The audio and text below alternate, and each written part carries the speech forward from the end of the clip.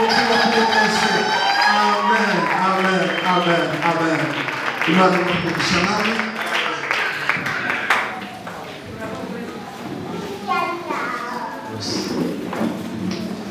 Haleluya. Bwana Yesu asifiwe sana. Imana yacu ishimwe cyane. Haleluya. Agenda no gato. Imana yacu ishimwe cyane. Haleluya. Kajya kuri 20 kandi tugomba kugera ku ijana. Imana yacu ishimwe cyane. Haleluya.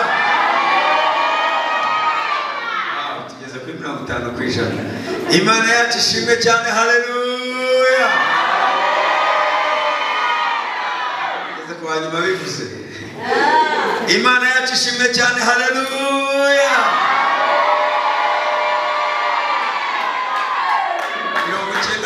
Twagerayo tugere ijana ku ijana. Imana yacu ishimwe cyane. Haleluya.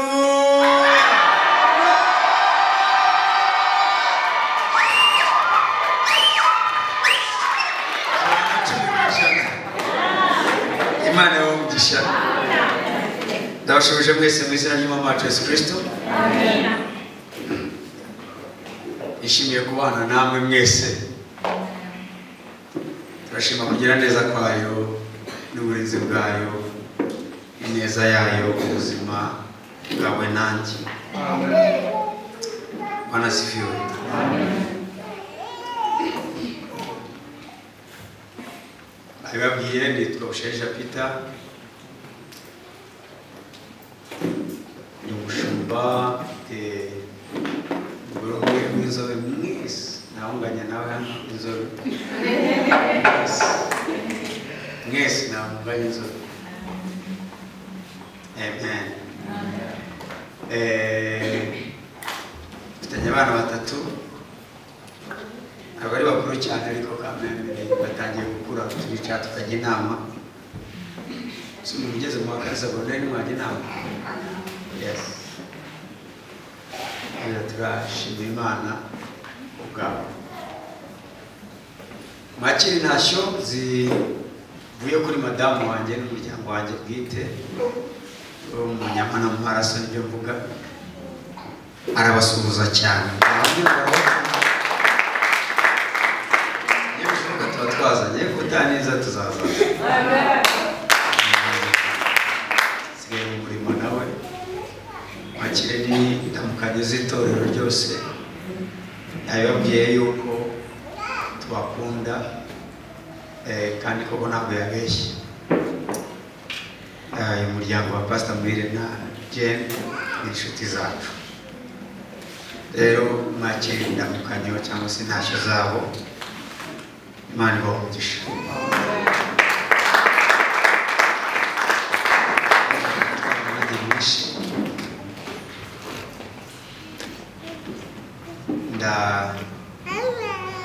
Ngira mushimira abakozi b'Imana cyanana kuza kubana natwe.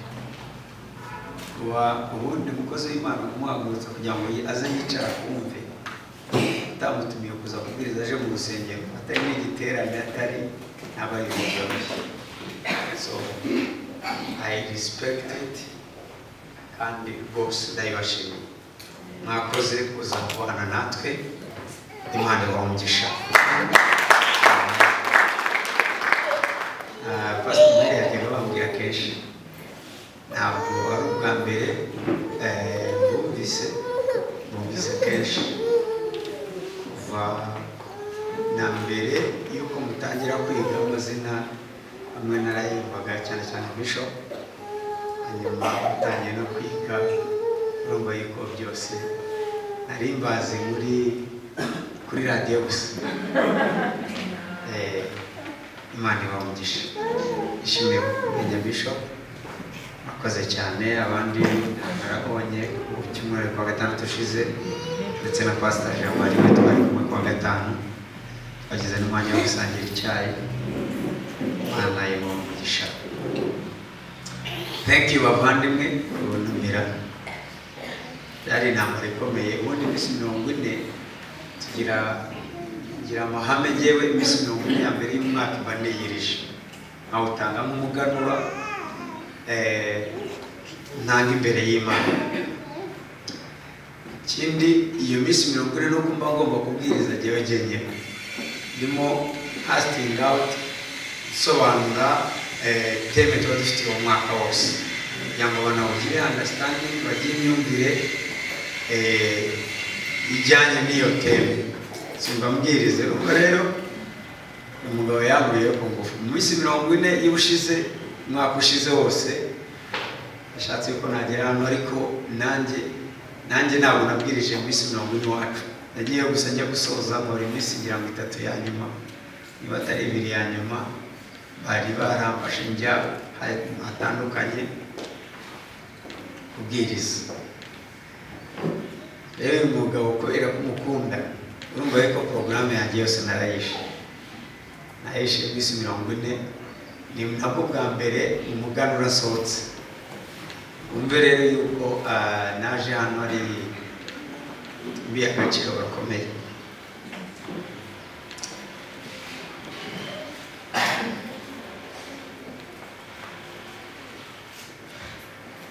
Ndabakunda. Wa gatanu arimo mbabwira ko aba bantu ari abantu b'Imana, abashumba baba mu nzego zitandukanye, ariko abashumba bose uko babaho bamwe bageza abantu ku Mana batazagerayo, bo batazagerayo, abandi bazagerayo ariko bagerayo ari bakadogo aho bagejejeyo basange barwaye kubera ko bitwaraga n'imyumvire bafite. Abandi bazagerayo ari abajenero, ari abantu b'icyubahiro. Biterwa rero uko witwara kugira ngo ushobore gutanga ubuhamya cyangwa se ubutumwa ariko bujyanye n'ubuzima ubaho. Hari abantu batanga ubutumwa ariko badatanga ubuzima. Abo bantu bose barahari, ni abashumba, kandi ntabwo umuntu yabarwanya hakana yuko Imana itabahamagaye. Ibyo byose mbivugiye ikintu niko ushaka kubabwira yuko iyi couple ya Muhire na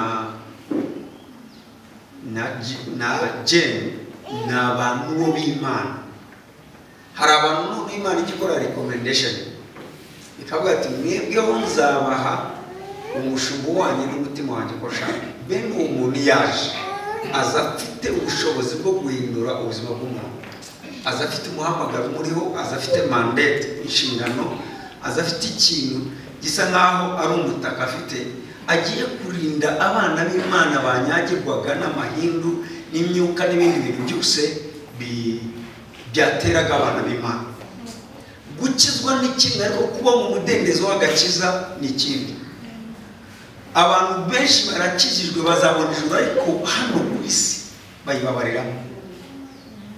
Ndasenga ngo mwebwe amaso yanyu ahweze, mumenye yuko mwemeye kwakira ubuntu buri kuri aba bantu, ni nabwo buzakora. Buriya reka mbabwire, iwacu aho usengera natoje abakristo nshumbye isano y'umubyeyi n'umwana. Bibiliya itwita ababyeyi, nta gitangaza kirimo pe, ntabwo ari ukwihimbaza. Hari umubyeyi w'inyama n'amaraso, niko Bibiliya ivuga, sibyo? Ibyo muranabizi. Hakabaho umubyeyi w'imyuka, se w'imyuka yose. Bibiliya avuga ngo ba Heburayo 12 yuko Imana ari se w'iki? W'imyuka. Naho havuyemo umubiri igeze ku myuka, hagati aho harimo uwundi muntu usigaye, hari ubugingo. Ko umuntu agizwe n'ibice bitatu, agizwe n'umubiri, agizwe n'umwuka, akagirwa n'iki? N'ubugingo. Umushumba rero ni se w'ubugingo, ni umubyeyi mu mwami, niko ushobora kubivuga, ni umubyeyi mu Mana, ni umubyeyi mu kwizera, cyangwa se n'umubyeyi w'ubugingo. So bavuga gusa umubyeyi mu papa wacu, ariko mushatse mwazajya mu byumba icyo babivuze aho ngaho yuko ari umubyeyi mu kwizera cyangwa se umubyeyi mu mwami. Umvuko nuko Pawulo yajya avuga, akavuga ati umuhungu wanjye Timoteyo, Tito mu mwami. Akaho tukihoreye tujye mu Efeso 6:1 no avuga mujye mwumvira ababyeyi banyu mu mwami cyangwa se mu kwizera. kugira ngo mutanakenyuka. Urumva ni coverage iyo gutwikiriye, hari ibintu byinshi bitakubaho.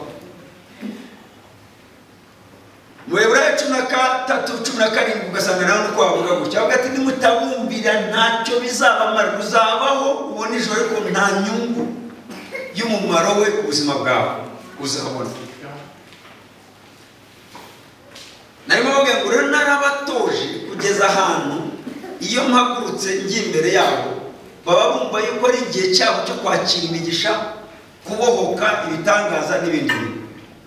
Niba ahantu Imana ikoresha ibitangaza hatandukanye n'ibasoro ku mubyeyi wacu bitangaza biraba, ariko niba ari ahantu mbona ibitangaza bya bindi biti bitangaza naho nshoboye. Amen. Kandi ubona n'umva ndambika ibiganza ku bantu, kansa ziragenda, diabetes ziragenda, disque ziraterana, ni ibintu mbona eshatu mu mugongo umuntu akora. Actually n'umugore uriya mugabo eshatu guterana n'amambitse ibiganza ndimo kuvuga. Iyi Imana iguhaye umushumba ukamenya icyo ari cyo n'isano n'impamvu yakumuzanye. Ubu nuramwe bwo mutuyana muri Gasaza deja harimo amatora atandukanye, ariko mwebwe yarindiriye yuko iza igahita bashyira mu mutima wo kuzana nuko ari icyo afite, mwebwe ari mwebwe mwacyaciye kubera imyitwarire ye, uko agendana n'Imana, imyigishirize ye, ubuzima bwe, ibyo byose biba bifite uruhare ko kugira icyo akora mu buzima bw'umwana w'umuntu. Ibyo utabizi ukamubara ngo ni umushumba gusa nk'uko n'umuvuga butumwa je, utakaza icyo yari agufitiye. Bwana siwe sana, utakaza ikintu yari agufitiye. Ni ikintu kiri ngombwa iyo uje ubuzuje kwakira, kandi akababwira ntabwo uje kwakira Imana iri guturuka mu ijuru. Iyo Mana uribone byanga bikunze nyira mu muntu, imigisha yose ujye ubona byanga bikunze nubwo itangwa n'Imana nyira mu muntu. So rero jewe senga Imana, ibyo byo bavuga ngo gusenga abantu ntabwo twakwiye gusenga abantu, ariko abantu bazaguhesha ibisubizo. Nutamwakira ntabwo uzakira icyo Imana iguhaye, kuko nta muntu n'umwe wari wabona Imana. Niko Yohana yanditse arimo bahugura ageze mu zabukuru aravuga ngo reka mbabwire, mwebwe muravuga ngo jewe mu Imana nta muntu Imana utarabona uyikunda gute, bona no gukunda umuntu ubona, kandi ari nawe uzaguhuza n'aya Mana. Bwana siwe sana. So rero iyi mwanya wose twashe ndimo ndababwira ngo nije kubabwira yuko nabanye na Muhire twacyanye iminsi 50 twikinyiranye mu cyumba dusenga. I saw his spirit, nabonye umwuka we, nabonye ubuzima bwe, numvise imitekerereze ye, zumuhamagaro z'umuntu Imana ko ndima ndi umuntu nanjye wumva Imana kandi ndabona. Bwana siwe sana. So ntabwo rero njana gusa kugira ngo ntabwo n'ahantu hose ngiye nshobora kuvuga amagambo arimo kuvuga gutya, kuko ngewe ntabwo ndi umuprofane, ntabwo ndi umuntu ushobora guhagarara gutya nkangiza amagambo yanjye kugira ngo abantu bishime baseke. No, icyo ntemera cyangwa ntazi sinyivuga. Bwana siwe sana. Niba mushaka umudendezo n'ubuzima bwanyu buzahinduka vuba, mu ngo zanyu zigasanwa hakaba ubuzima bwiza, mwumvire abana bantu bazabaha n'ibyo badafite. Icyo ndi umuhamya yuko nanga ibintu nafite ntaragira, ariko mba gifite. Nonse Pr.Peter yavuze ngo icyo mfite ndakiguha, agatanga amagufwa ariko yakuye mu mubiri we kuri wa muntu wari kw'iryango ryitwa Yesu. Arakimuha. So Imana bamugisha, turabakunda cyane pastor gose.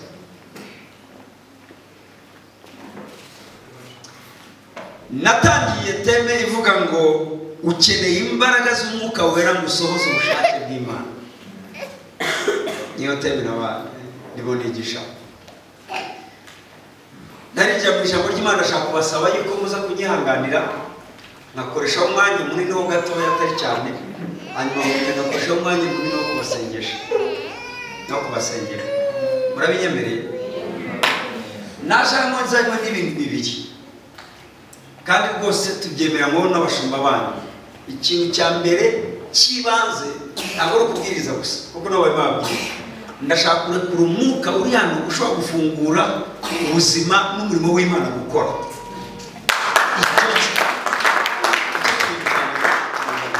breakthrough spiritual.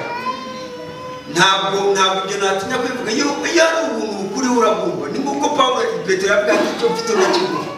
So ndabizi yuko ushobora gufungura ibyari bihano. Ndashaka gukuraho ibicaniro nabyo binavugaga ingo izazibasitiye hanyuma n'umunsi yashaka yuko nzaza kubarambika ibiganza mbasenya nzajya bembikora. Ariko icyo nshaka gukora ndashaka gufungura ikirere cyane kugira ngo breakthrough yo gukora ibeho. So amagambo nza kubavuga ni amagambo y'ubuhanuzi kandi ni amagambo y'umwuka atuma niyumva ibya bifunguka. Bwana siwe sana. Uzabona ibintu biba bicamo utabizi. Uzisanga urimo ukunda gusenga utabikunda utabikora. Uzisanga ukunze guterana utarakunze guterana. Volume muri byagije. Sema byagije. Sawa. Uzisanga urimo ukunda gusenga utakunda gusenga. Uzisanga urimo ushaka gukorera Imana utarabifite. Kuko icyo ngiye gukora mu buryo bw'umwuka nyivuga gusa. Umwuka urabuza ku buzima bwawe. Umva Bibiliya ivuga uvuga muri Ezekiyeli igice cya 2 yavuga ngo nuko marayika aje kuvugana atangiye kuvugana nanjye umwuka umuvaho unzaho. Akivuga Bibiliya ivuga muri mu byakozwe no mu gice cya 10:44 Petero ahagaze ari kwa Korneliya n'abantu akivuga gutya umwuka uramanuka ubajyaho muzi umwuka wera. So icyo shaka nuko ibitekerezo byanyu biza gufunguka mukumva kuko umwuka w'Imana arabaze aje ku buzima bwanyu. Nta kindi kintu nasengeye ni ukugira ngo nzane impact cyangwa se ngire influence siga mu buzima bwanyu, ngire impartation siga kuri ritorero. Bwana siwe sana. Amen. Patesha nari umurego ari mu muki. Ngira umwuka siga ku buzima bwa no kuri ritorero. Amen. Amen. Amen. Kwahere muri kino cyanditswe aho turimo tuvuga ku mbaraga z'umwuka wera ukeneye kugira ngo ushobore gusoza umurimo w'Imana mu Baroma 15:17 kugera kwa 19. Pawulo yavuga aya magambo avuga ati gituma niyogeza gituma niyuka kuvuga nanjye nk'amagambo narimo kuvuga n'iki nuko umwuka w'Iteka yanje Uwiteka yamaye imbaraga n'ibimenyetso umwuka ashyira n'amagambo mu kanwa kanjye kugira ngo mbwire abantu bose nogeze ubutumwa bwiza ngende ngiza abantu mbohora abantu ashyira n'imbaraga mu mubiri arizo bijyanye n'ibimenyetso. Mbabwira bino bintu bitatu ndabwo umuntu akeneye mu buzima bwe kugira ngo umwuka w'Imana ahantu mukeneye kugira ngo ahindure mu buzima bwawe. Twabonye ko umwuka w'Imana ukeneye mu bugingo no mu mwuka wawe. Ndabisobanura mvuga yuko mu mwuka harimo akantu bita intuition cyangwa se ni gice kidetectinga gisa naho kirondora kidetecta gisanse kigira sensibility yo kumva imyuka kurobanura imyuka.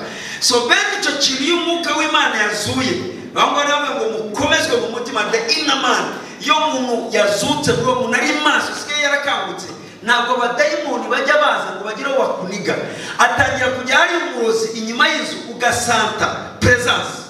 Amen. Ukahita utangira kwirukana kandi usinziriye ariko abandi kugeza kuniga umunigo cyangwa kumva imbavu zigiye guturika ukananirwa no kuvuga ngo mu izina rya Yesu kubera iki kubera ko yakuremereye yaje usa nk'usinziriye ya detection yo mu mwuka nayo gifite kugera ahantu kwicara hejuru cyangwa kuniga wowe ubwawe utabizi. Niyo mpamvu urasega Imana ihagurutse wa muntu wanyu imbere umwuka wawe ashobore kuba maso. Ikintu kitandukanya abarokore ntabwo ari ubumenyi gusa bamaze kugira ni wa muntu w'imbere yarimo yaguka. Uyu muntu w'imbere ari wa mwuka w'umuntu iyo atangiye kwaguka niho bitandukana. Winjira kujya mu bantu ibyo ngibyo giye mu rusengero birabo iyo ngenda mo guce gatangiye kuvuga dayimoni zikubita hasi hari ntari abakabo. So ntabwo uyu munsi ushaka kugaragaza power icyo ushaka nuko imyumvire yawe iza guhinduka nkare kuri icyo kintu gituma ushobora kugendera muri ubwo bumenyi wagize kugira uwo mwuka urondora. Bene data abarokore turaremberewe turarushye ni nayo mpamvu uzi kuvuga ngo mu izina rya Yesu abadayimoni bagende uzi kuvuga mu izina rya Yesu bakomeza kukuniga nijoro birababaza. birababaza. Ubwo buzima nanjye nizeye kubukiraho, ndabizi rero, kandi ndabizi ko niba bivuga hano benshi byababayeho 95 cyangwa 9 ubwo dukuramo abantu bandi batarabimenya. Icyo kintu iyo wakomeje umuntu w'imbere, yamavu Bibiliya ivuga muri Luka mbere yavuga ngo Yesu ko yakuraga mu gihagararo akura mu mubiri kwa gukomezwa, ni nako na wa muntu w'imbere yakozaga imbaraga z'iki z'umutima. Ndabasobanuriye ko umutima hari bavuga ubugingo, bakavuga umutima, nanone bavuga the spirit man, wa mwuka w'umuntu. So rero niko yakuraga, niyo mpamvu uko nguko kwa muntu w'imbere agomeza kugwira, niko ashira ubushobozi bwo gukumira indwara, akumira abadayimoni, akumira ibintu, kandi niko agenda asabana n'Imana. Cyo ni ikintu kiri ngombwa cyane. Twavugaga yuko ukeneye nanone umwuka w'Imana mu mubiri wawe. Ntushobora gukorera Imana neza umubiri wawe uremerewe, ntushobora gukorera Imana neza utsikamiwe.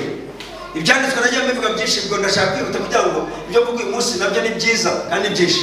Ntushobora gukorera Imana umubiri wawe uremerewe. Nababwiraga ukuntu Samson yashobora gufata igufwa rimwe ry'urwasaya rw'indogobe akica abantu 1000. Nabwo ngo mugende mukore igerageza, ufate umupanga ucyane uteme inshuro 50 uvuye ku rutugu utakuka. Inshuro 50 we yakubise abantu 1000, kandi ngo harimo gukinga, harimo gukubita 2-3 kugira ngo yice. That is the power, it is the anointing within the body. Na mafuta bari mu mubiri w'umuntu atushobora guhagarara. Jewe niyiriza iminsi 3 narye namwe nkahagarara nkabwiriza, nkasohoka nkagenda ngafata akantu nkagaruka kuyobora amasengesho nijoro. The body shobora guhagarara amasaha ndimo mbwiriza naza ngatangira gusengera abantu. Do you think that is normal? No. Ibyo bintu bisanzwe ari Imana ibashize imbaraga mu mubiri. Amen. Ndimo ndavuga gukeye. Baranzi yo natangiye kuvuga nazamuye. Shobora kuvuga ku buryo amatwi yanyu yagira ikibazo. Nkavuga ayo masaha yose mvugira hejuru amaterananga. Imana yashize imbaraga mu mubiri wawe, niko ushobora gutanga service. Abantu bifi bimeze nabi, imigongo imeze nabi, amamitsi yabarya, uziyiriza gute, uzasenga gute, uzabwiriza gute umutwe uhora kurya.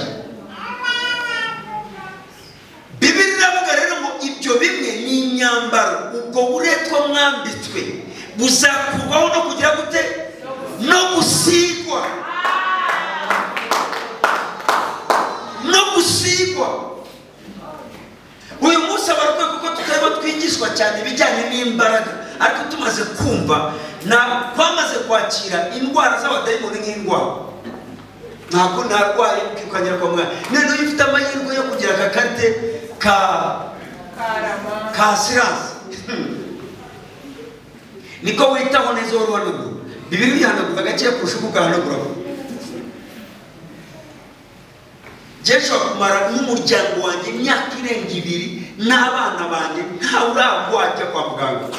I don't believe in that. Ntabwo mbikunda. Ni nayo mpamvu na abo ngabo bavuga by'imbyimba n'icya muganga amubwira ngo ugomba kujya kubago, akamwereka urwagace rwabyimbye, inda yabyimbye, amabuye yuzuye mu nda ye, ifoto yose babizana gutyaye. Nuko ama projection dani akanabereka biri muri telefone yanjye. Umuntu akaza gutya akavuga ati tubonye hari umuganga w'umuspecialist w'umubiri vuba vuba n'ikintu cy'umwe tukwaga, nkamubwira garuka namwe ibyo bintu byinshi. Ayo mabuye yageze gute mu nda yawe utaryama? Umuntu urigisha university, umukozi wa university wagiye wari amabuye guturumbuka. Singira nkomeretsa ndimo navuga kwisera kwanjye. Nawe niba wemereye ko ndiso mu mwana vayo,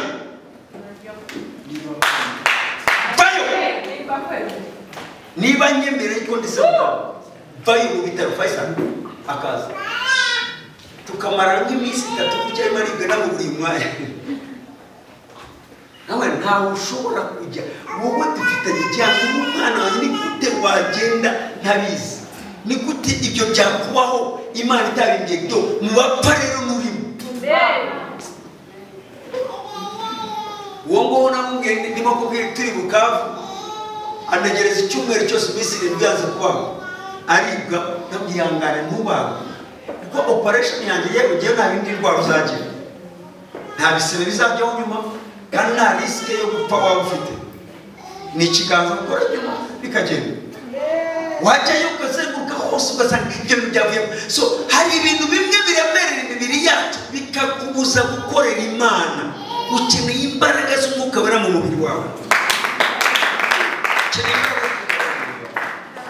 nabonye navugaga imbaraga ziri muri ministry mu murimo buriya bene data umurimo w'Imana uryoha iyo ufite amavuta umurimo w'Imana uryoha iyo ufite amavuta iyo udafite amavuta umurimo urarembera reka babwiye niba akazi gakomeye kaba mu mirimo ikomeye hano ku isi akazi k'umushumba karakomeye ariko umushumba w'umunyamavuta apana umva ubushakashatsi buvuga baravuga ngo umunyamavuta iyo yabwirije isaha imwe iyo yabwirije ari mu mavuta isamo nimwe iteraniro rimwe yaribwirije abangana n'umusirikare umaze iminsi 7 arwana ku rugamba cyangwa se imbaraga yasohoye ziba zingana n'iz'umuntu wirukanse mu marushanwa y'ibirometero bita marato ibirometero 42 wirukanse nizo mbaraga ziba zisohotse muri amubiri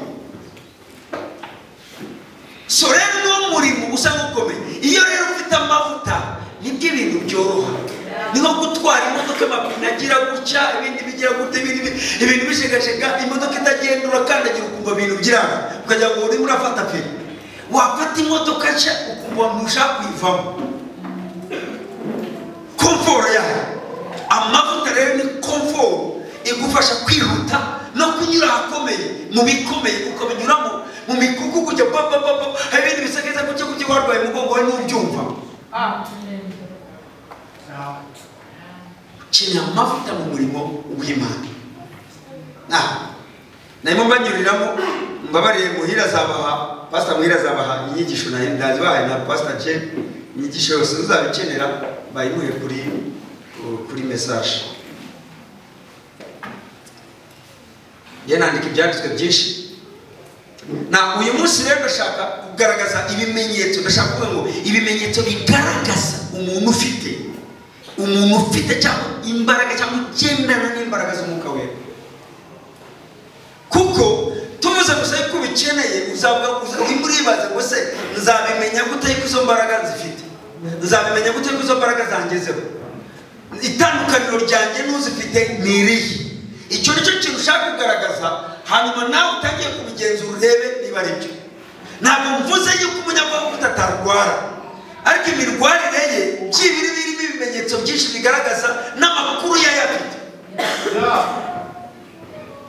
ntabwo umuntu w'umunyamavuta atahura n'ibigeragezo ahura nabyo ariko ibyo bigeragezo usanga bifitiye amakuru niyo mpamvu we adacika intege niyo mpamvu yahagaze ubona niba avuga nkaho adafite ikibazo ukabona arababarira bafite ibibazo kandi biri hasi y'ibyo bafite kubera iki the anointing afite zirashobora kujera ibyo arimo gucamo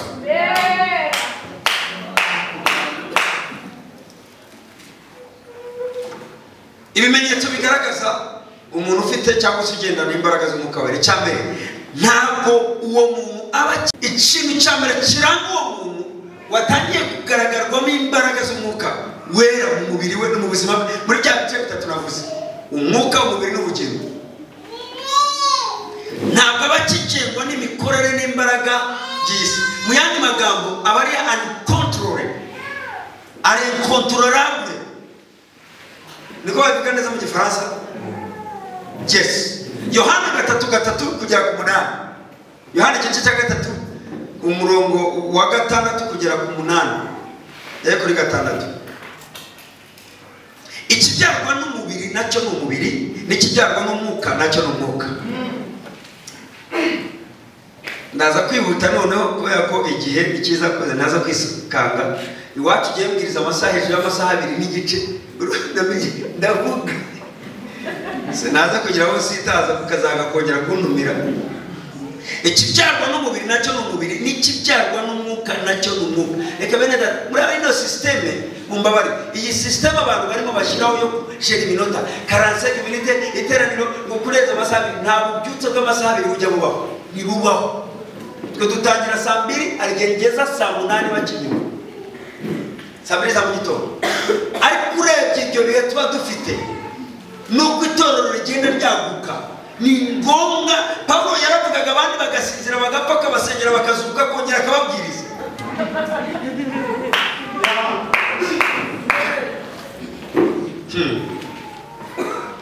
Ikibyarwa n'umubiri nacyo ni umubiri, n'ikibyarwa n'umwuka nacyo ni umwuka.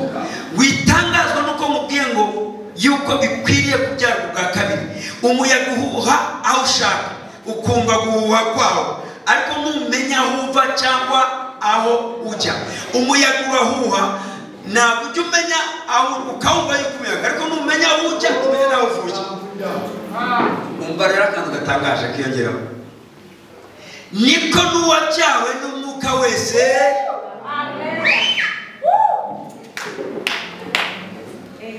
uwabyawe n'umwuka, ufite umwuka wera mu buzima bwe, apana wa wundi usigaye kuvuga mu ndimi gusa, usigaye uyoborwa n'umwuka, uwamaze kuzura imbaraga z'umwuka wera, ntabwo aba akigengwa. Ushobora kumubona ariko ntumenye ubuzima bwe ukuntu buteye. Uyu munsi umubona gutyo ukagira ngo niko ameze, ugasanga yahindutse. Ntabwo wavuga ngo uyu nguyu uramugenera iminsi ye yo kubaho, ntibibaho. Wamubona yarwaye ariko wamubona yapfuye. Umubona mu bigerageza ariko ubona buri munsi abaho.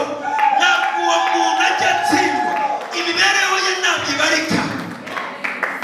Bibiliya avuga muri Yesaya 59 umurongo wa 18 kugera kwa 20, havuga ngo nibwo igihe umwanzi azabaje ameze nk'umugezi uhurura, ngo umwuka w'Uwiteka azakuzamurira standard, azakuzamurira urwego.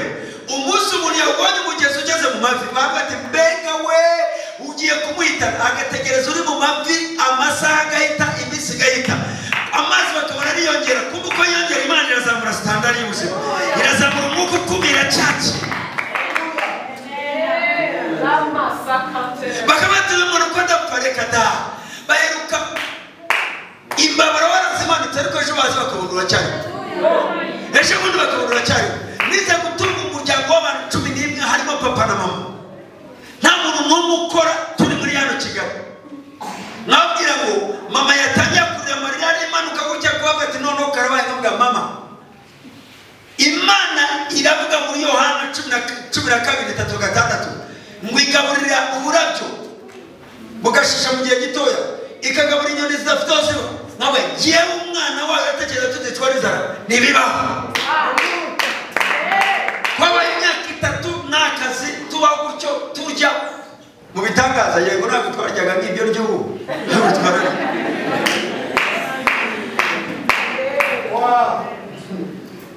Imana isangura iki standard. Reka mbabwire niba ari ikintu kimwe gituma umurokora abaho neza, ni igihe umuroza se akarara acuragura inyuma y'inzu, akarara ukageraho umwumva ibintu agakubitana amagufwa, akarinda atumba yambaye ubusa. Mu gitondo wabyuka ukiciraho ukagera gutyo, ukabona ibintu bigeze gutya, bigaca, agategereza ko amaguru ahinamirana bikanga, agategereza yuko ibintu byarekata. Ntabwo ari controlable, ari controlable. Utega ibintu akabitambuka, ushyira amaroza akayarya, yanze agahaguruka akagenda. Uyu muntu kubera icyo adapfa, uyu muntu kubera icyo adatumba, barara bakugaburira nijoro iyo baguteye, bakaguha ibiryo ubona birimo imyanda, birimo iki, kandi koko wabakuka. Ubwo buhamya nawe ufite ubwo wajya mbarukisha ibintu, nayo mabuye n'ibyo navugaga, barayabagaburira akayaruka. Abantu murata burya uzi kurota urya ukiryamye ugihaze, urategereza ibyana amahoro. Ubundi uko bavuga ngo umushonje arota arya ko ari umushonje, uba ushonje.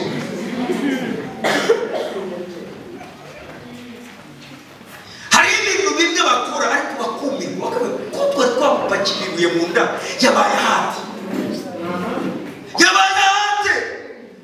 Urabyuka gutya gusa ibyo wakoze, Father Mana ndagushimira, ibyo wavuze byose nkibyukanga, ndabivuguruza, ndabyohereza kuba byohereje.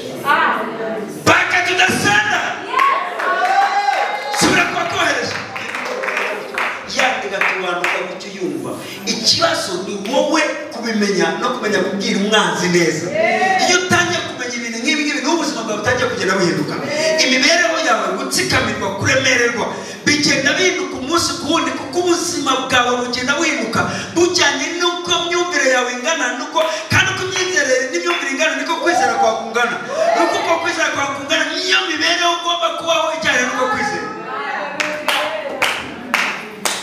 asiwe sana. So rero hari abantu b'umwuka wera babuze umwuka wera umubona buri munsi ahinduka agwendikira amaso uramutega iminsi nibikunde uramugenera igihe cyo gupfa nibikunde uramuroga urozi ukanga gufata uramurwanya ukanga kumubikana ngo kumutsinda umutega ibihe n'ibito bikanga. Ibyo rero nibyo cyo kuvuga hano.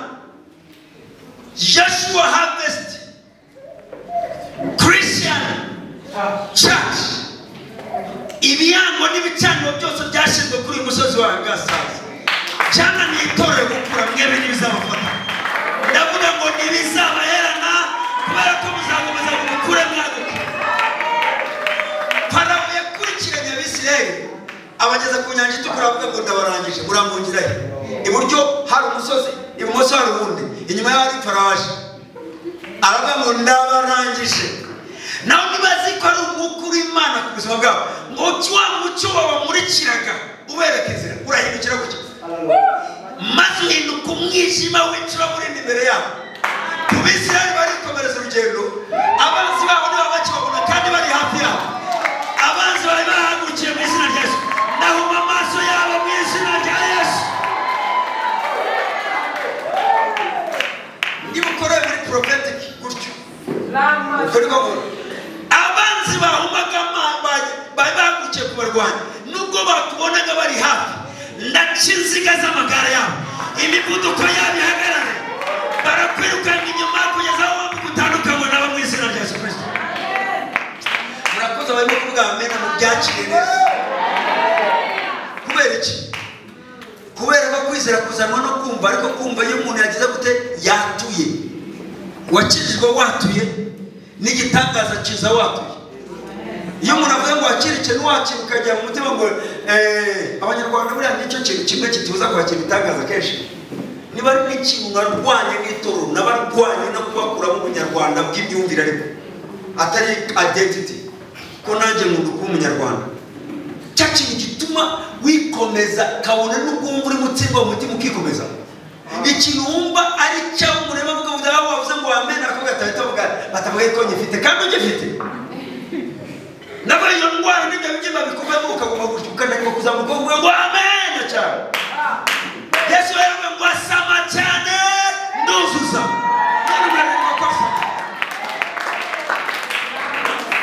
Ndazamura kwizera kwa Yesu kubasabye kuko iki kintu kijyana n'imyumvire agakiza no kwizera niyo mpamvu bamwe byabyita ibisazi antiri bigeze aho utajya kumva ari nk'ibisazi niko byoroha kuva ukakira gutya. So rero umurokore bamutega igicu inyanja ikaza aho ngaho mumenye umuntu bigeze agatunga inkoni gutya akambuka kuri ya nyanja nta muntu ujya yambuka ko ufite ibirometero by'ikuzimu bigenze bite kugira ngo inyanja bajyemo bagenda n'amaguru bakabona amazi yagiye hariya hejuru ariko ni amatembaro hanyuma umwanzi agashaka kwigana bagenzi babo. Iki kintu gisubiramo ntabwo abakikengwa n'iki ntabwo abakikengwa n'imikorere n'imbaraga by'isi ndabaho kugera ufatika n'ubumenyi. Muri Zekariya igice cya 2 dore ku murongo wa 5 ntabwo icyo cyanditse uracyanditse ujya kukigeraho akisomere. Zekariya igice cya 2 umurongo wa 5 uzamuye umva iyi nkuru uko ivuga.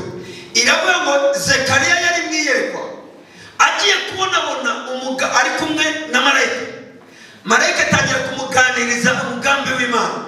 Wa marayika atungurwa no kubona undi musore Bibiliya yita umusore cyangwa umugabo ngo ari bagenda afite metero mu ntoki agenda gutyo. Marayika ba disturb asa nk'ukorwa mu mutima aravuga n'iki kibaye uriya we ninde ko muri gahunda zacu hano uriya muntu atarayi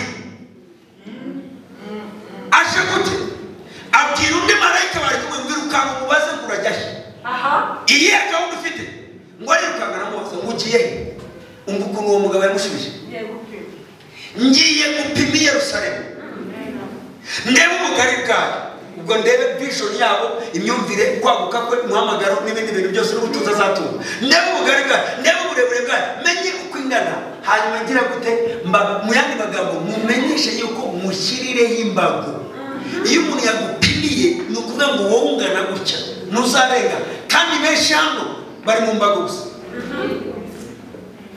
iwacu nawe tuzigare gusa numva agera ahituga gute ubwe nawe arabyivugira kubera iki na imbago zaraciwe metero z'ubuzima measures nivuga metero ibipimo by'ubuzima ibipimo byo kwizera ibipimo by'imibereho ibipimo byo gukorera Imana ibipimo by'agakiza byose wamunaza bishira kumva murayite kuniye yabaje aba iyi mission ndi Imana naburize numva Imana ivuga ngo abiseriza babera izabamedero izabashire ibipimo aravuga ati no irukangana none ubwire guki amen genda mubwira ngo Yerusalemu ni yapimwe cyo ni cyawe icyakabi genda ubwira ngo abanyagasanze ntego bagiye gute imbago zabo muri Yeshua cyarangiye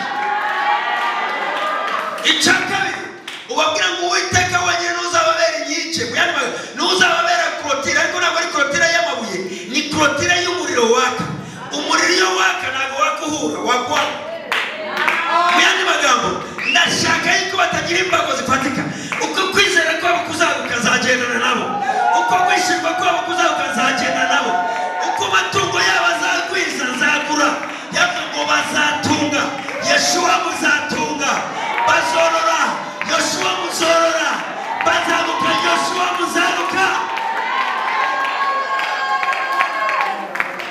mayanda rama shama muraka tayanande abantu bashiriweho imbibi n'ubuzima ujya gusenga gutya gusa ntujya urenza iminota 10 utaranyuma Mana ndamushimiye urakoze Mana urakoze iyo wakoze gusa wagiye ku kazi umunsi umwe uwo munsi wose nijoro nusenga wibuke n'ibyo kurya urabyibagirwa kuko uza wose washize uraremereye mu buzima wose buri munsi udatakana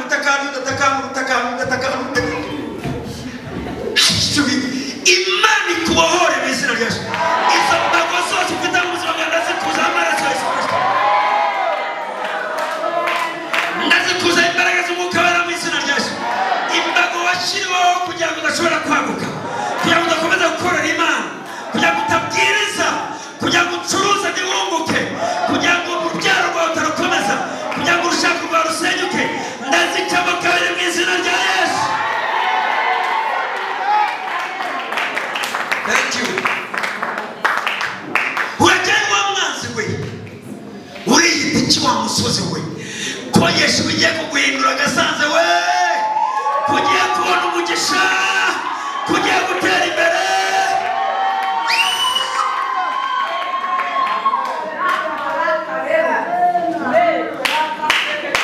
kumva ni byiza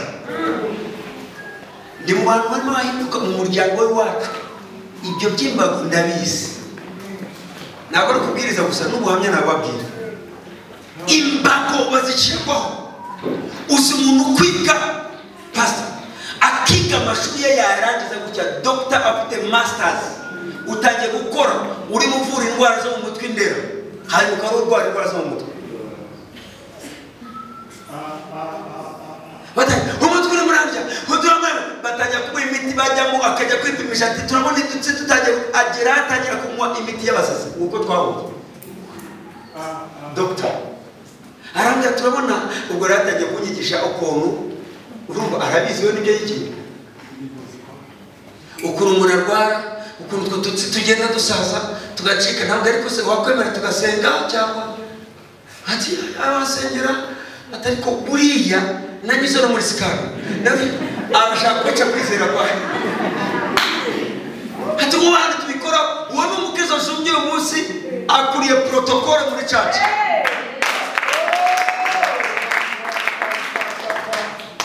shiribiganza mbwa wambibi woshaka kurikanya umuntu mutoya utaruzuye imyaka 40 wibitseho masters yawe urakora amafaranga gutyo gusa umuntu akurangiza gutyo gusa ngo narwaye umutwe ngo none ngo bese ngo tujya guceka ngo barabura gato musare ngo sigayemo imiti y'abasazi nyikora gutyo gusa diamond tenda kuwa mugabo biratanye wa mugabo wabaye kuti ibintu byose kutatoje byemere n'indwara z'abasazi wagakwemera ko indwara z'abasazi turakwa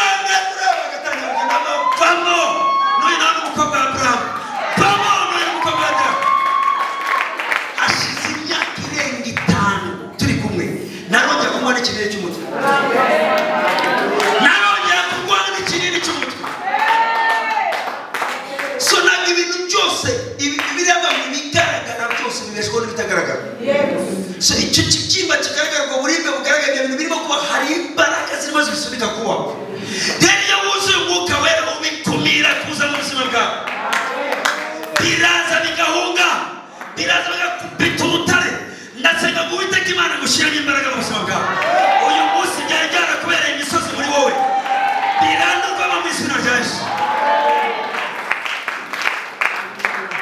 Ibirabwa muri Matayo 15:13 ngo igiti cyose n'ikintu cyose kitatewe n'Uwiteka azakirandura.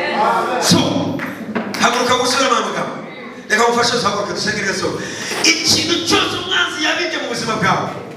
Uyu munsi kirimo gikumira kirimo kimera batatu Uwiteka giteye. Umubiti umunsi umwanya kubiba ngo agacara ryamugora sinza ngo undi mubigeragenda bibamo ibindi bintu.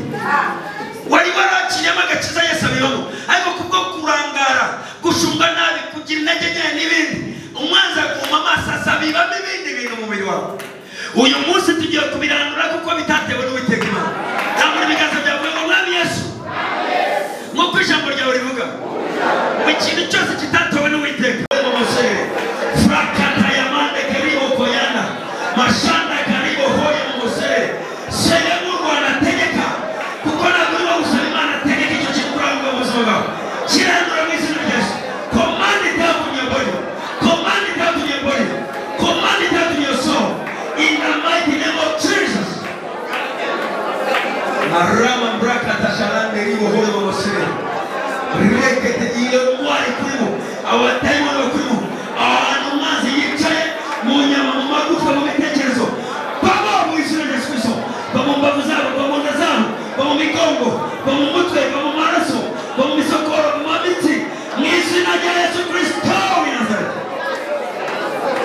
Bibe bityo mu izina rya Yesu. Amen. Imana bamugisha kwicara. Mwebwe umwanzi batagishobora kubiba mu buzima bwawe. Kubiba mu buzima bwawe. Ariko uyu munsi utangiye kumenya ukuri. Ndagira ngo kwizera kwakuze guheruka. So kubantu bandika mugenda mwandika ibyanditswe byinshi bavuga ntabiteguye. Umwanzi niba aricyo yabitse utaramenya ukuri. Bibiliya ngo umunsi wamenye ukuri uzagera gute? Yohana 8:32 abwira ngo abigishwa bamwizeye. Bene se bamwizeye. Muyandi magambo barakijwe ariko hari ikintu bari bakibura. Hari ukuri batari bwagire kwa kuri k'umwuka atari ukuri k'ubumenyi. Ukuri k'umwuka gushobora gutuma umubiri w'umuntu uhinduka. Gushobora gutuma ubuzima bw'umuntu bugira umudendezo. Ushobora gutuma umuntu abaho neza mu mahoro. N'agahinda n'animba n'akwemererwa mu mitima y'abantu yaba imeze nabi. Izo mvune zo mu mitima zose zigomba gukira. Navuze zigomba gukira. Ntabwo Yesu yasigiwe kuduhesha agakiza gusa. Yasigiwe no kumaraho imirimo yose yandi yose. Thank you. So rero ikintu Umwuka w'Imana akora nicyo agukuraho imbibi washyiriweho. Imbibi washyiriweho z'ubuzima. Ugiye ikigogo ushyiriweho imbibi z'ubuzima. Uko usenga wapi ujya gute wapi. Abantu barakora amasaha 12 mambragata shalande garaga. Wowe ushobora kwiza umunsi umwe kubera uburwayi. You need life. You need life. Amen. You need life. Ukeneye ubuzima. Kandi Umwuka w'Imana mbageza bitaro kandi ubwo ubuzima ni Yesu wese. Ni Umwuka we n'amaraso n'umubiri we. Nibwo buzima. Amen. Kuko nicyo cyageraga Yesu nacyo cyavugaga ubuzima. Nama ngo Umwuka we yabaho mu gihugu. Machi ariko abaho umubiri abana amaraso. Amen. Machi mubiri ingura. Machi amaraso ubuzima bw'inyama bweye amaraso. Ukeneye ubuzima bwuzuye kugira ngo ushobore gukora. Ibi bintu abantu bahora bagize ngo tuzajya mu ijuru. Twaremewe kuzajya mu ijuru hano ku isi twaremewe kujya kubaho mu mudendezo. Haleluya. Twaremewe kubaho neza mu mahoro. Amen. Ikuza abantu bagishoko. Niyo kubiga bakupurero. Ariko n'ibyo bibazo mwabiriza kapoze. Cyaraza neza. Muwakwanga yote ibiti nilikia mwazimena vitamini gira kuteleka da daimoni yicheye mwari yaguchi nyina yabuze kubyara.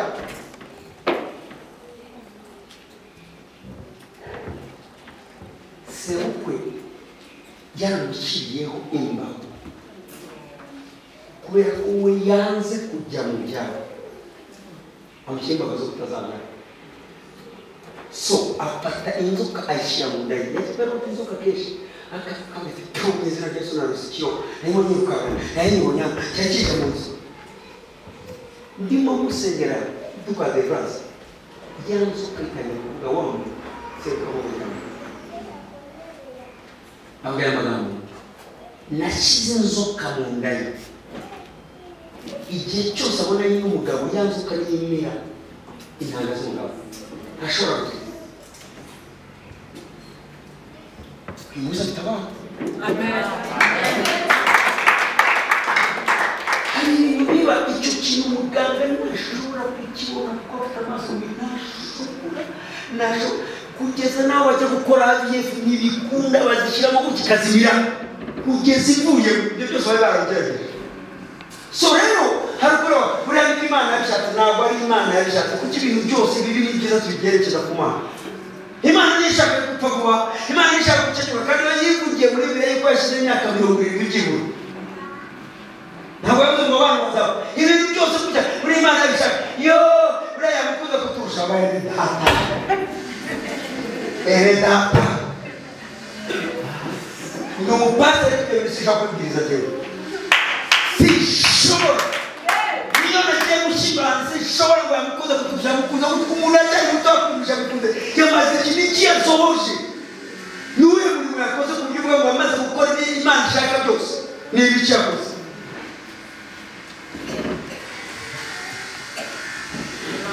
Urushaka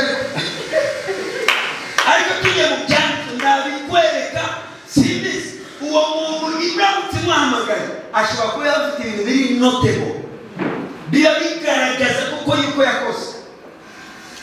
Ariko waba uri umwaposo waba ushobora kugenda mbere y'igihe ntabwo bivuze yuko utarutwarwa kandi wakoraga neza n'umwanzi ashaka kuguhitana nawe. Ariko atirisi twari kugira ibintu byose tubyitirira Imana gusa umuntu arakenyuka baramuruhuka ukabona yuko wamuroza muri Imana yamukunze. Yamukunze imwicisha amarozi. Imwicisha amarozi. Umusore no kumwamagana nako bahera abandi. Rero no kuvuga kwijyamira gutya ikakurumuka bakawutwara. Atarize kubabazwa n'abarozi bice mu biro babangiza. Hano. Ntabwo umurokore uzimbaraga z'umukabera abagikontorwa n'abagipima. Sinabwo wari musi sindonya gupima n'abadayimoni. Niyo nahera kuri iyi ngingo yonyine mukayumva neza. Mwahaguruka agasanza mugakora neza. Mugakora neza. N'abayobozi bashumba dukora n'ari abapima mu myaka 8 bamaze. Nabonye bapima. Nabonye umushumba agize abantu n'amagana n'icyakwishana na yamutabwiriza kujya kubera gupima no kutamenya kugendera ku mahame. Arashaka imbaraga zikora gusa ko nashaka Imana. Mwanza kamwegeza ko njya ko ari abatumyerera. Mu gitondo kucya ugasanga ari maramuka amaraso n'amabuye amabuye ari mu muhanda. Undi ugasanga ari hejuru y'umugore wa basket wiri bitoro bakajya kwafunga icyatsi birangiye gutyo. Undi bakabona gutya irivi abyutse mu gitondo riri hano mu ntege agahita wumva mu akabona n'umuntu. I saw it in my eyes. Narabibonye. Ariko nanjye kwicaye gutya ntabwo ngo hari impamvu zigaragaza ko ibintu Imana yakwiye kubikora. Your seriousness in the ministry is doubtful. Ibijyanye n'ubuseriye mu murimo n'agakiza kawubona. Donc urashaka kwimpressinga abantu ariko mu wimpressinga Imana. Sinshobora gutuba guhagarara mu babwira bino bintu naraye ijoro se. Sinshobora. Ejo niba gusinyanyisha tutaruka n'umugabo twataruka amasaha 2 z'ijoro njya gukora amasaha paka saa 7 saa 8 muri yagera kuri WhatsApp na nyandika zamana ndangije gusenya mu gitondo nari gutanye kuvuga kandi meze neza tenga bunyiza niyo twakucyana usawunyiza Imana igitanga ubuntu iyo umuntu w'agaciro ubuzima itanga umusangisha kuyiza n'umwanya basaba niyo mpamvu yavuga ngo umunsi umwe imbere yayo ishobora kumera nk'iminsi 1000 ku bandi mwaryama isaha imwe kubera inyungu zayo mwaruhuka neza cyane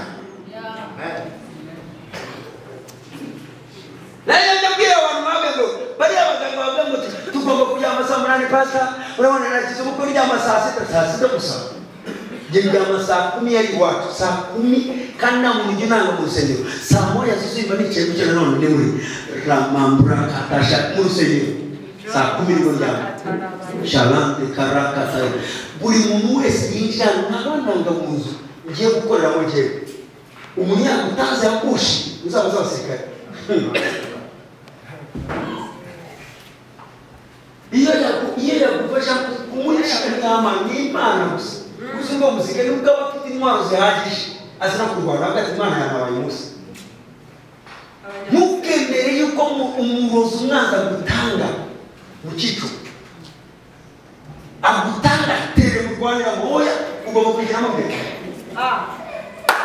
ugomba kwigeramo mbere so nje birana natasha ko none wese za gusenga ibyo umwanzi mukuremerera gusa ejo nayo ngira umuntu usanga remere buri Musa remere nimba koshiriweho kukura mututaremere mu mubiri wako kuri birenze cyo kora ibyo ngibyo kusukurota bari bagusenya rugo ukaruka utabika ibyo wakaguka ukabikira Yesu Yesu ukavuga mu izina Yesu twatsi cyangwa n'umuntu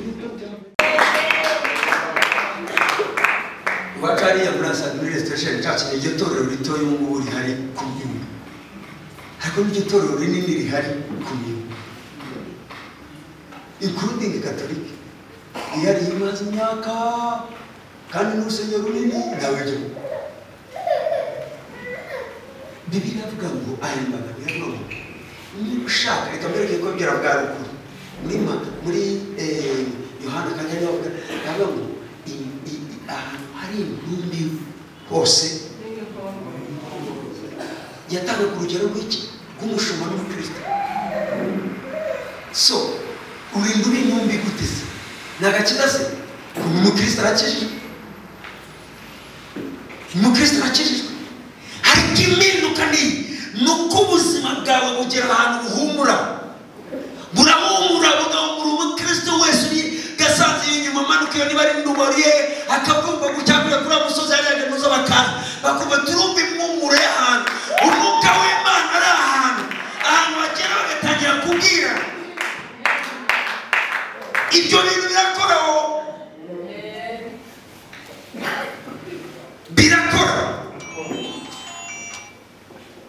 so rero umuntu watangiye kwikoresha niyatangira gutegeka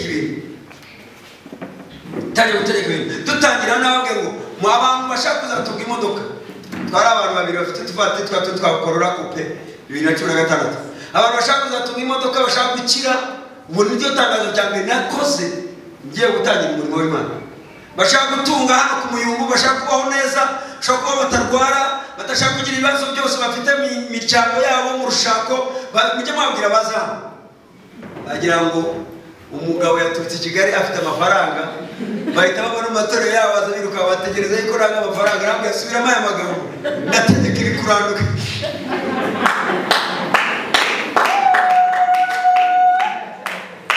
barabwirana muzakorera insengero rwaguze bajya bazajya amafaranga ngo nabakire b'i Kigali bazajya bafite ibifaranga by'abazungu bategereza ibifaranga wapi abwira ejo n'iminsi 7 tuzaduterana mu gitondo dukora isaha imwe ya push nimugoroba duhurira hano dusoza amasengesho dukora iminsi 7 bavuga aha ngaha ukire bugiye guturuka abagiye barabitakaje abahagumye uyu munsi bafite amakadastre abiri angana amashite basigaye bagita ku muyumbu ngo pastor tambukire nasenga ngo ayo mavuta ababeho wakoze b'Imana ayo mavuta ababeho mu izina rya Yesu ayo mavuta ababeho mu izina rya Yesu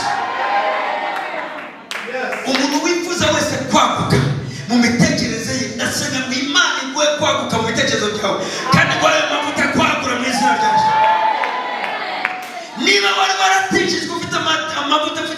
wa delay wo gutizwa ukora ibintu bikatinda uyu munsi Imana igusuka amavuta ya acceleration wihutishwe Obredomu yarihutishijwe amezi 3 aratuba Filipo yarihutishijwe amaze gukora umurimo w'Imana yisanga yasimutse yarenze inyanja. That is the anointing. Yes. So rero icyo ni cyo cyane sinzi n'abana ndeka mbaye ikintu kimwe aricyo mva kuri iki ibyakozwe n'umwa 4:8 kujya ku 13 ibintu byo gupimwa gose bikuveho nuko so na sogokuruza wawe na mama wawe na nyogokuruza wawe bakeye bakabaho nabi wowe ntabwo bikiri umugabane kuko nukitwa wabo gusa usigara uwa Yesu. Uri umwuzukuruza wa Abrahamu. Mbaza ngo Abrahamu yarameze gute yitwaga umutunzi akitwa inshuti y'Imana yuzuye kwizera. Ibyo rero byose sezerano Imana itanga mu Migani 22:4 uwukubaha Uwiteka kukiza amategeko mutegeka ingorane zo nizihe ubukire icyubahiro none kucyubayo gutyo ukucyubayo gutyo icyo gihe cyose nibereho waratezwe ibintu byose uragerageza gukora inyatsi inyatsi biziba mu buzima bwawe urakora ukagira ngo ugakora nk'izovuga sarura nk'imbeba imbaraga nyinshi ushobora muri kwajya kubona ntabyo n'uburyo by'amafaranga nusohoka mu muryango wawe n'umwisohoka nusinda nusambana ariko nuza amafaranga hajya abayembwa make ayuhembwa wowe barimo barazamura amazu abana babayiga amashuri meza inyatsi igibaho nakoze mu bigo bimwe ngiye bikora amafaranga menshi nakora amafaranga menshi ivuga menshi ndiba nabemo icyo gihe ushobora gufata miliyoni y'ishyaka mu mufuka ntabwo ari make sibyo ariko guess what ntabwo nashobora kugura costume nk'iyi ntabwo ku meza yanjye sorori zashobora kurenga enye zaba ari sorori y'ubugari cyangwa se sorori isi amafaranga ngiye reka ntangire gusenga nanjye kubona nkabona ndi mu cyumba gutya ndimo senga ariko nkabona mu kumba gakeza hanyuma ibitekerezo bikaza ariko kukingirana hajya gukingura umuryango umusohoke nasanga ibigabo by'ibizamu bihagaze gutya bitumire gutya subiramo nkagwamo nicaye gusubizaho gutya kikambwira inyuma y'urugi waraducitse mu gakeza ariko ku butunzi ruzaducika. So ntugire ngo kuba wayo kucyo ngo ubushake bw'Imana no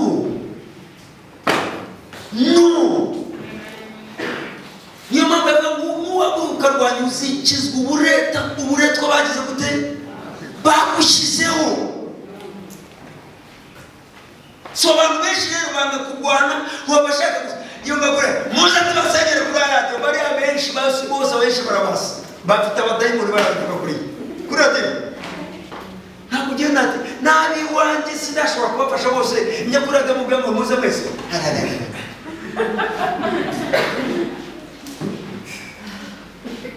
arabashaka bafara muzababaze muhageze mutura amaturo nicyo cyambere ni byose byo none se icupa y'amazi gabe kuri amafaranga bafite ibibazo bariya nabo baje uyu muri muragoye cyane kuburyo utajya kwiyamamaza ngo muzane abazimu banjye muye gutereka reka ntabwo kabe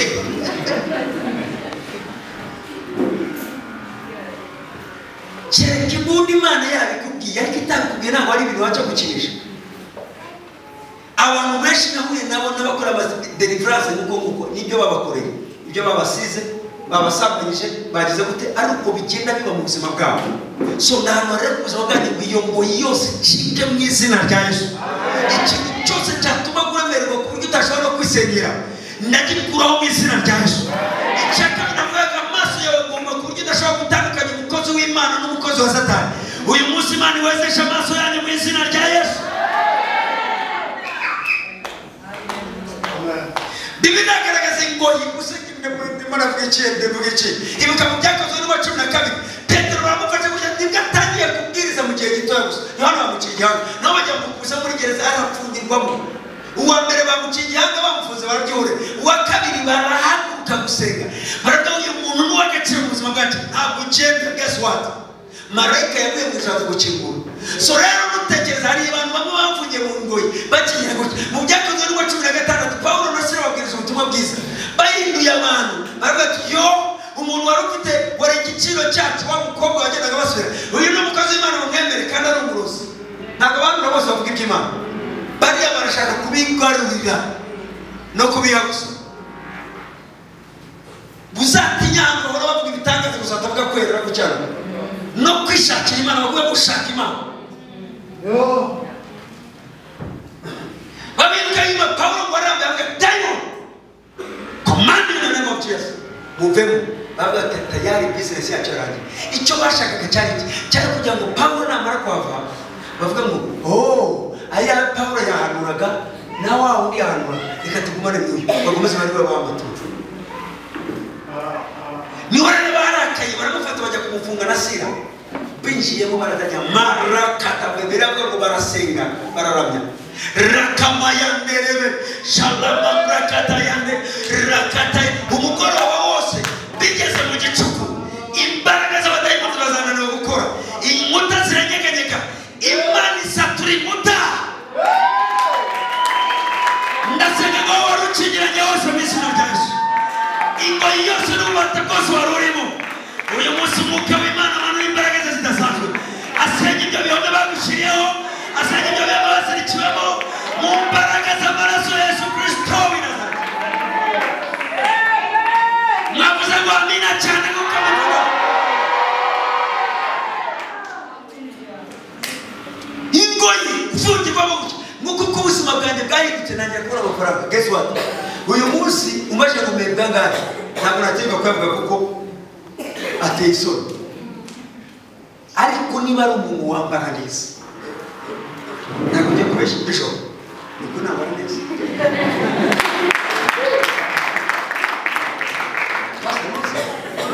niba ari umuntu wumva byuka bucya mu gitondo cyangwa Yesu ndashaka costume ya 500,000 uwo muntu aribwiza hari abantu Imana yahaye bafite amafaranga ubwo ni process yanjye kuzabona ariko muri iki gihe iyo umaze kwisobanukirwa kandi bizibaza ikiriho nambibi icyo cyogera ko kujya kuramuza ikoti n'ipfuka wambare $35 ukumva ni igitangaza ngo wambaye costume no buriya ni za sensa ziriho ni za ngazi ziriho nangare kandi ni byiza kuyambara wowe mwana w'Imana kuki byambara abanyabyaha kandi ubutunzi bw'abanyabyaha bwiciwe ne uyu munsi ujya kwa maneza ariko arirata arangiza amafaranga no ubwo no kuba uracyari imbata y'ubukene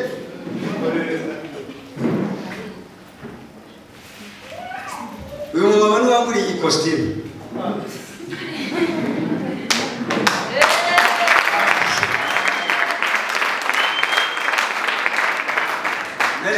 iyi costume namwe ati ndashaka kujya kugurira costume namwe sijya bitinya ariko rero ngiye ntabwo nambara costume zibonetse zayo zose uburenganzira bwawe kuki wanga kuvuga ukuri ngo ubwo base ukagiye kuyigurira akugura ikintu kitazobanutse uzatinya kwambara kubera iki ntabwo ufite ahagije hagati mu ukuri sawa tugendere shaka iki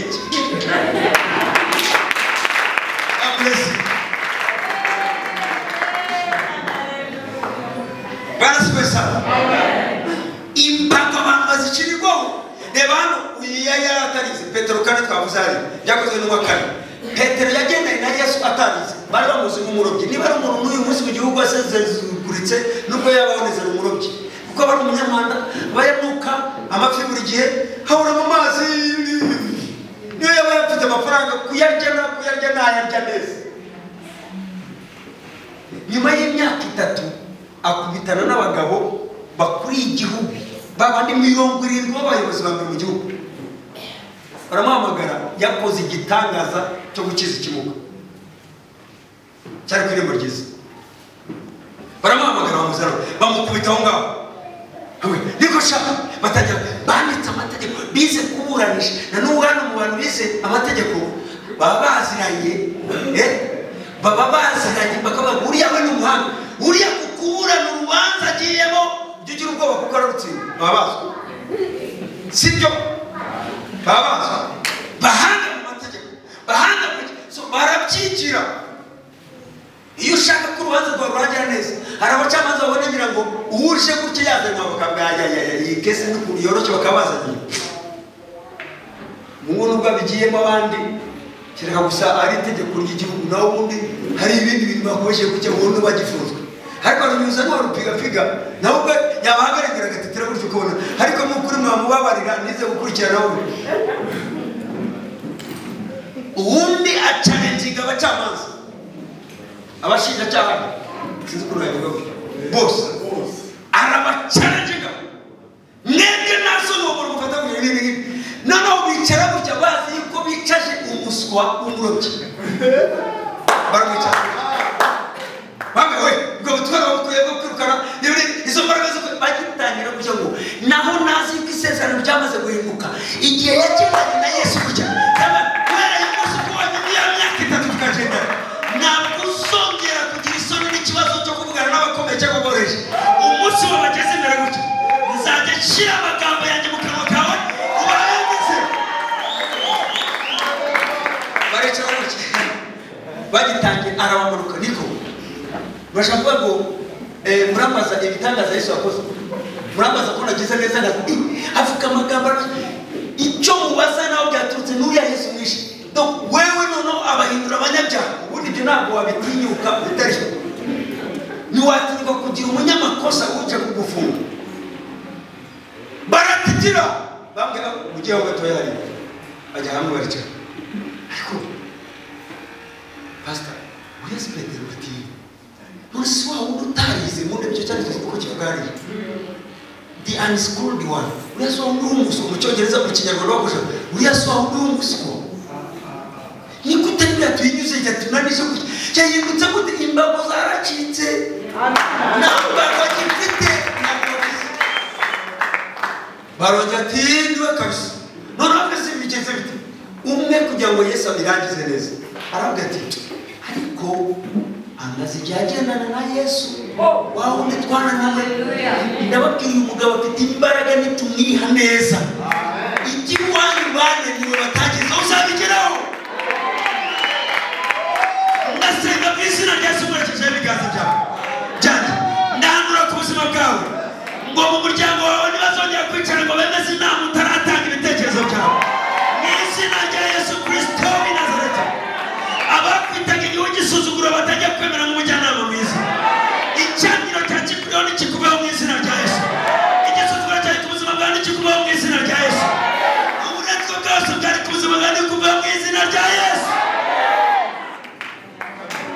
bakwitaga injiji ariko umunsi wabunguye akanwa bazatangazwe n'amagambo y'Imana yo mu kanwa kawe umunsi umwe Yeremiya imbere yawe igice cya mbere hari igice cya mbere abwira umwana we ndacyari umwana izo mpamvu murabizi sinize jewe ntabwo najyaho sinabwiriza sinajyaho sinjyaho ndacyari umwana amwe don't say that wivuga gutyo Yeremiya nijye uvugana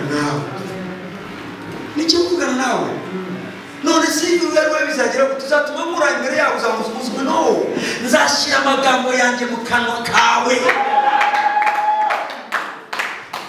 Imana yabahindura amateka hano niba utarizi ugomba gukomera ariko uzajya ngo urungurwa wowe yavukanye muto nawe ntabwo yaribizi ntabwo wabwiye yuko muzacuruzaga uriya mugabo ninde wiwe ntabwo yacuruzaga agenda gutya agendana imbuto ubunyobwa siko bavuga uyu wa kabuka niba ni katere uyu bya witabi ninde wari ufite yanzu ya UTC rwigara rujugiro reka kubwire gutunga kwawe ntabwo bishingiye ko warize cyangwa ufite mwene wanyu no bisaba gusa ko utangira guca ibicaniro ibyo twasenyeje kwa gatanu no gufungura imiryango imbago zafungiye ubuzima bwawe uragerayo ntabwo gutunga bisaba ubwenge bwinshi imva ubwenge bujyana n'ibyo ufite umunsi wageze ubwenge ushaka kubazanuza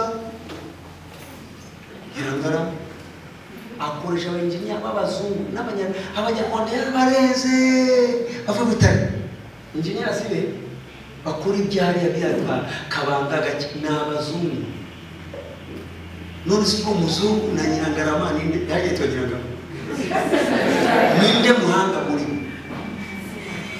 nisi kuko ni umukoresha no mubiri cyo gukora nta guswa Imana yaciwe nta guswa Imana birimo umwuka Imana yaciwe nta guswa nuko n'umwuka mubi yabigiyemo naho nta guswa birakora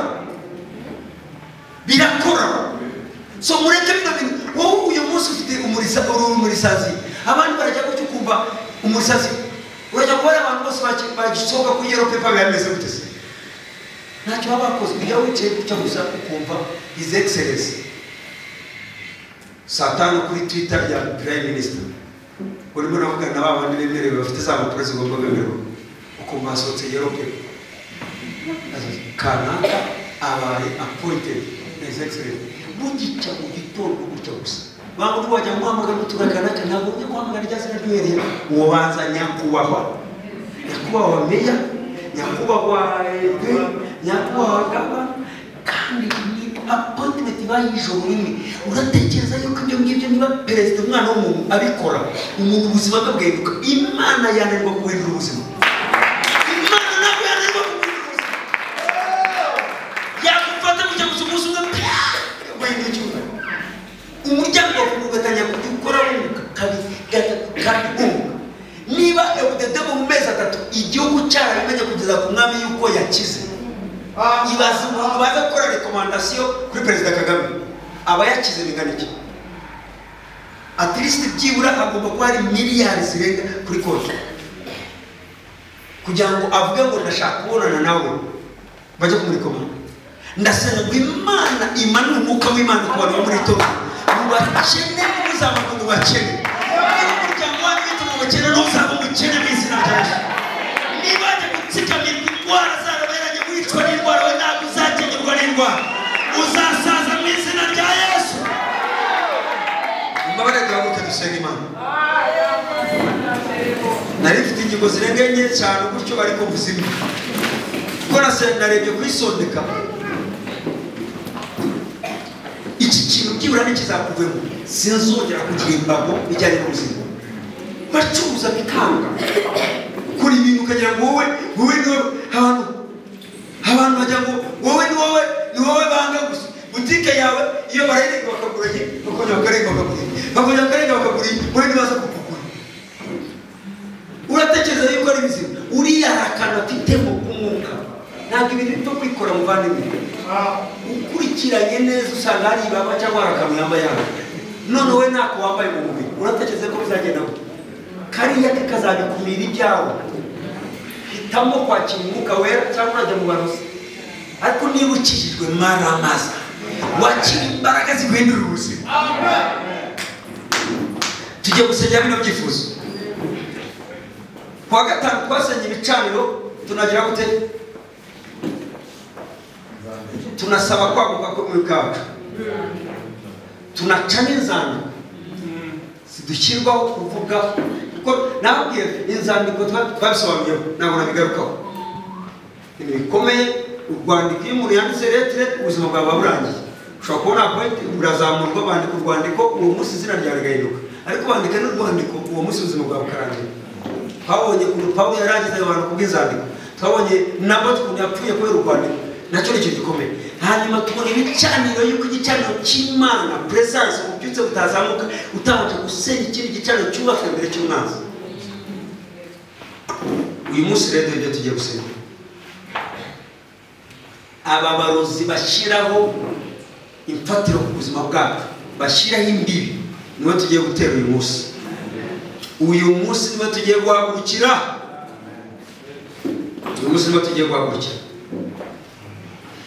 mukora igice cya 10:35 boya igice nyihorere kuko yavuga ngo Imana Mose yavuga ati haguruka iyo bahaguruka akavuga ati haguruka abanzi bawe donc Mose ni yarakifata nk'abanzi be batakuwe n'abanzi b'Imana ahubwo abanzi b'Imana babaga ari abanzi abanzi be babaga abanzi b'Imana, abanzi b'Imana abanzi.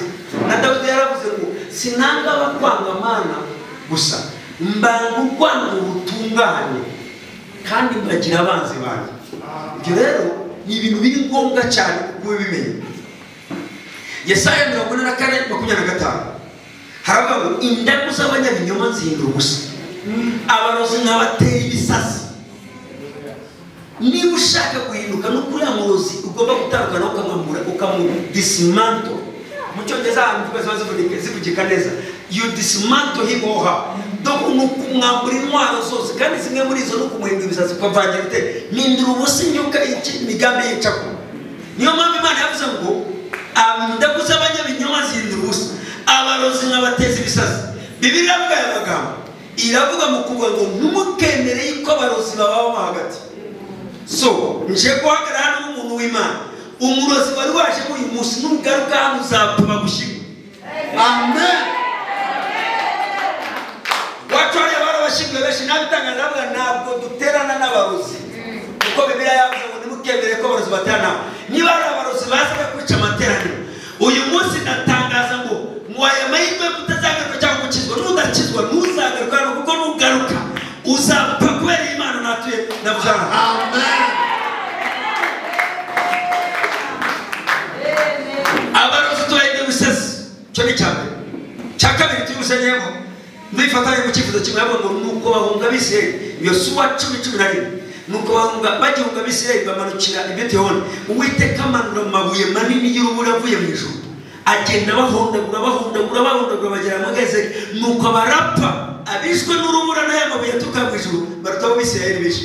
Turashaka ngo abadayimoni bose bizeze kwica mu myaka bayo, Imana uyu munsi itangiye kubanura amabuye yayo amanuka mu ijuru y'urubura, abahondagure bapfe mu izina rya Yesu. Amen. Stand up say, tugiye gutesha umutwe w'abarozi baturukaga. Let them become crazy. Basara mu izina rya Yesu, bakure kubeho imbago bashyizeho dusenge. Sura y'amagambo sura ngo Uwiteka Mana, asana ngo wohereze imbaraga z'Umwuka wawe wera, maze zitatanya abanzi banjye, aribo banzi bawe. Nanone ndasenze uhindura imigambi yabo ubusa, indagu zabo zihindura ubusa, teza imisozi abanduka bose mu izina rya Yesu Kristo w'i Nazareti. Ubwenge bwabo n'ubuhanga bwabo uhindura ubupfu mu izina rya Yesu. Nasenze ngo umanure amabuye yawe aturutse mu ijuru, ayo mabuye y'urubura abahondagura ababanzi banjye bose bapfe ari igihe bazize mu izina rya Yesu. Zamura ijwi ryawe usenge mu izina rya Yesu. Turasenya iyo migambi y'isakura, abarozi barazi ubuzima bwawe, bashaka kugukenyuka, bashaka kurimbuka, bashaka kubona urwaye. Imana ibateze ibisazi mu izina rya Yesu. Izo ndagu zabo ziburizwamo, turamanura amabuye y'ijuru bahonda mu izina rya Yesu. Rekabambura kadashalande, rekete amande bahore mu musere, rama mrokoto shalakata, shalande karakati yama, shalakati yama, shabache, ibakuwa baje keshi na babare, bakuwa baje keshi na babare.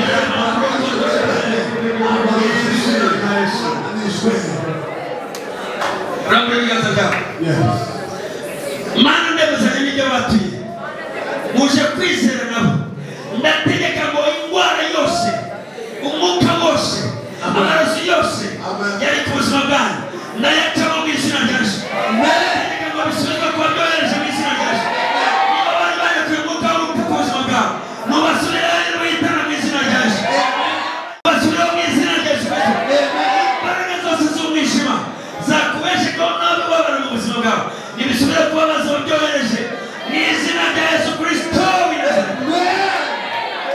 so shall it be in the name of Jesus. Bile muko watu mu izina rya Yesu kumwanya pasa mubabare kino kifuzo kimwe gusa kirekire nyamere bashumba dusenge kino kifuzo kimwe yongera byinshi bacaje basengeshe nk'icyenda Yohana 2:11 Yohana 2:11 mbabiri kurevuga birego ngo nuko Uwiteka tegeka kuvikuruka Yona. We are going to command everything that swallowed our promises over our life to vomit it. Amen. Tugiye gutegeka ibiti byose byamize ibyacu. Bimwe byamaze kumira ibice bimwe by'inyama z'imibiri yacu. Bimwe byamaze kumira amasezerano yacu. Ibindi byamaze kumira akazi twemerewe. Ibyo biti na leta y'igihugu sirebizi. Rero kurango mwebwe bino bibiri ariko bajya bamara ibiti binini. Uziko bijya bikajya ya leta bikajya n'abaturage. Wajya ngo kwirukana mu kazi byageze hari ibyo bashaka kumira. Igiti cyose cyamize ibyawe. Haleluya. Ibiti birimo bibira. Igiti cyamize Yona hanyuma Imana yitaye itegeka mu ikimuruka ariko kijya kumurukira mu masezerano ye. Niba cyarabimize kikagutiza n'ikibiruka kibirukira aho ugomba kumugeza. Ugomba kuba umwuka wa direct rose.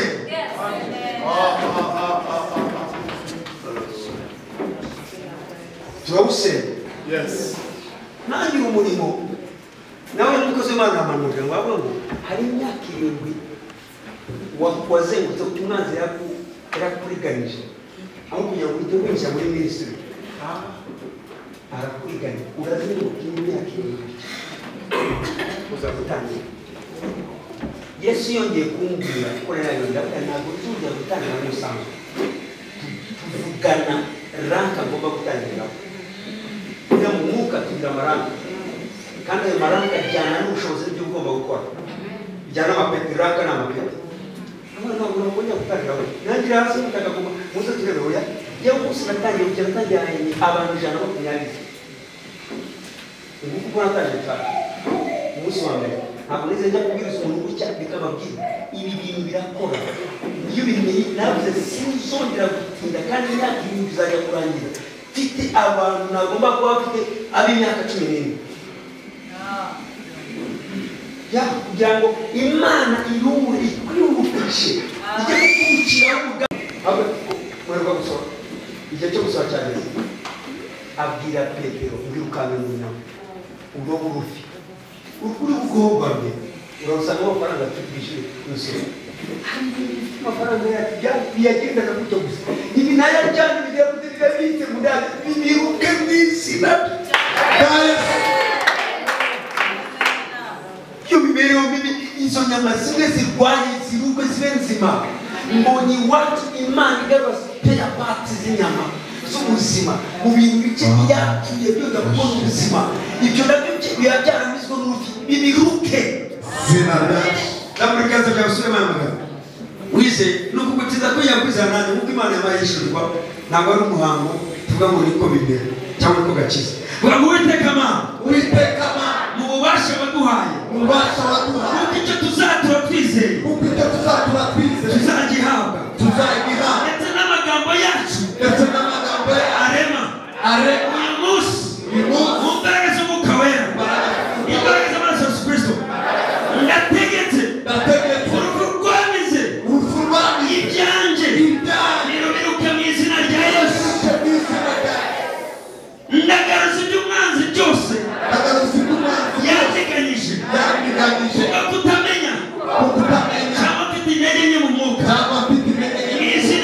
Kristo wamwanzi ufite ibyanjye kura mu izina rya Yesu Kristo umuntu tume dusenga Imana urabizi ibintu byamizwe n'urupfu urabizi bitegeka bivuga mu mazina bibwira bibiri kure Imana ikwihutisha mu izina rya Yesu rakata ya mandere beshana mambrokoto yande rakata ya mandekere bohore mumosire Rwamambrokoto shanandekere senga umuntu urwana senga wisenga wigiga uri umuntu urwana utogana urakaye abafite imyifatire abafite kuravuga bitandukanye n'useka n'ugane so rwana mu mwuka neza tegeka kandi ibyo bintu biragaragara mu maso mu maboko izina rya Yesu satani turagutegetse mu izina rya Yesu rekura ubwoko bw'Imana rekura ubutunzi bw'Imana rekura ubuzima bwiza bw'abantu b'Imana rekura urushako wabakoze ishako zituma abantu badashaka bari kuzika abahize kuzika rekura urushako rwabo abize badafite akazi rekura akazi kabo mu izina rya Yesu Kristo wowe wabize amahoro y'abantu b'Imana n'umudendezo biruka mu izina rya Yesu wowe wabize amahoro n'ibyishimo n'umunezero biruka mu izina rya Yesu wabize ubuzima bwiza n'imyamagaro wowe wabize imyamagaro n'Imana z'Imana biruka mu izina rya Yesu